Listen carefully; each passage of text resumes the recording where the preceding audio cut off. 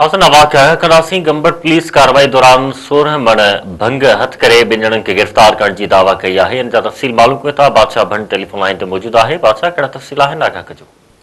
हाँ जी बिल्कुल। Gambat police ASP Gambat की अगवानी में गंबट थाने के मुख्तलिफ़ हदन में जो सो कार्रवाई कयूं आहिनि। मां ॿुधाईंदो रहां त एएसपी गंबट की अगवानी में गंबट पुलिस जी तमामु वॾी कार्रवाई जेका थी, जंहिंमें 16 मण भंग हथ करे वरिती ऐं ॿिनि मंशात फरोशनि खे गिरफ़्तार करे वरितो आहे। मां ॿुधाईंदो रहां त गंबट अंगड़ा लिंक रोड ते कार्रवाई करे मंशात फरोश जेको बैन अवी मंशात फरोश सॾियो वेंदो आहे, शकील अनवर तुनियो ऐं संदसि दोस्त फ़हीम तुनियो खे गिरफ़्तार करे 47 कट्टा भंग जा बरामद करे वरिता आहिनि। जॾहिं त सरकारी मुदत में अहिड़ो केस बि गंबट थाने ते सेक्शन 9D त जेको दाख़िल कयो वियो आहे।